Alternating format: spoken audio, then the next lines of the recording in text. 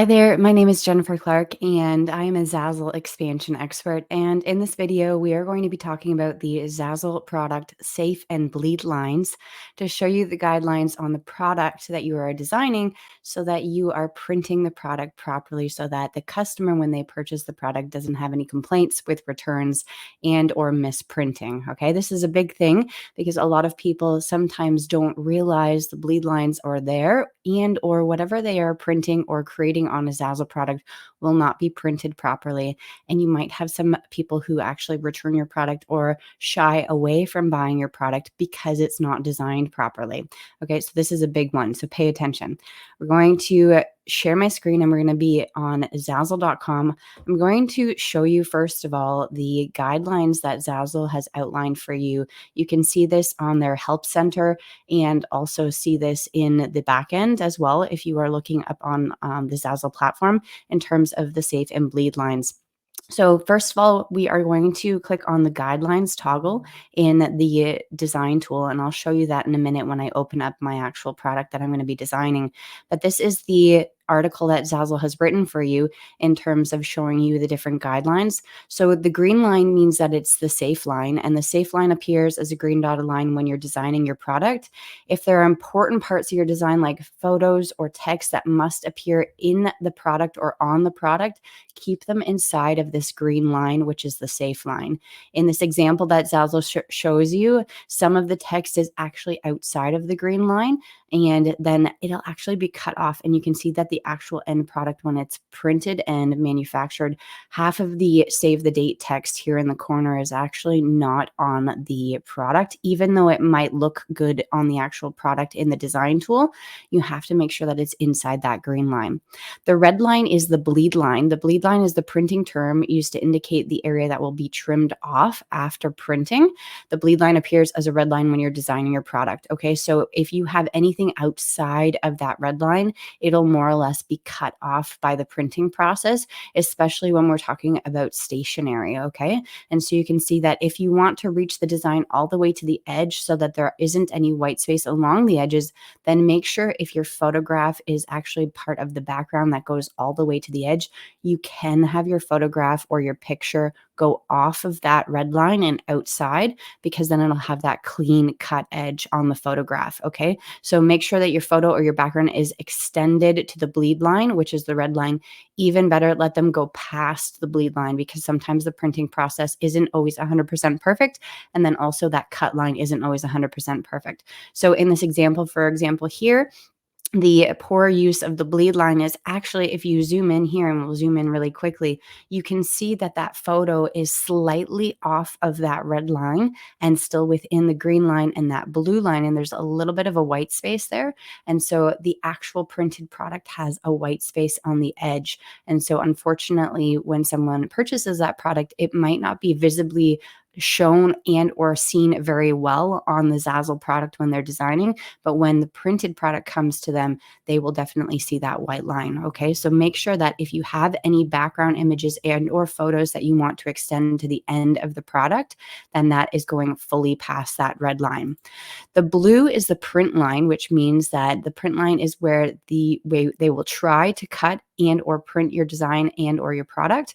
So however, there might be slight variations. Like I mentioned, it's not 100% perfect. So you might have a slight variation when it is, and why that green line and also that red line are very important. So if you keep all the important parts of your design in the safe line, which is the green line, and make sure your background images reach the bleed line, which is the red line, you'll end up with a beautiful professional looking product. Okay, so that blue line is just sort of that border where it is just a guideline, but you're not supposed to really go past it and or in between it, because it's sort of that in between. Okay, and so make sure that either all of your design elements are inside that green line if you want them to be printed perfectly and properly, and also any of your background images go past that red line. The blue line is that intermediate, which really does kind of counts for something, but you want to make sure you're between that green and that red line.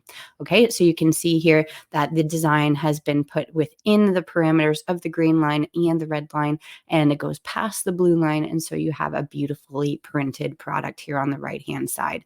As I mentioned, a lot of us, for whatever reason, We sometimes forget about these bleed lines, and when we're designing, we get into the moment of everything, and at the end of the day, by accident, we post products for sale that aren't really professionally looking.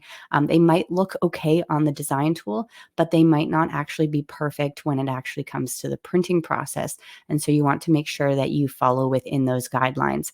I'm just going to now share my screen and show you one of my products that I have that has a similar style to it, and actually open up the design tool so that you can really look into what I'm talking about. So this is a product that I have designed myself, so please don't copy, obviously.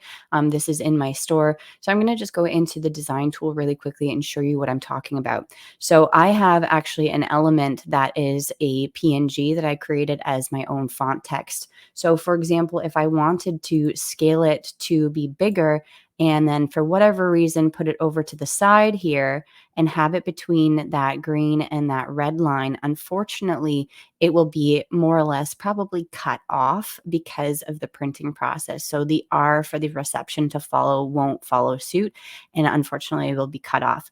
I do have my photo as my background. I'm going to recenter that here. I do have my photo as my background. And right now I'm a little bit past the red line. You can see when I click on that image here, I am a little bit further over the red line. If I wanted to be a little bit more safe, what I could do is make it a little bit bigger and then make sure that I have a couple centimeters off the bleed line and that red line. Okay. It's because I want to make sure that my printing process works properly for me. If, for example, you're using this as a template photo, which I am, you can see that it's selected as a template.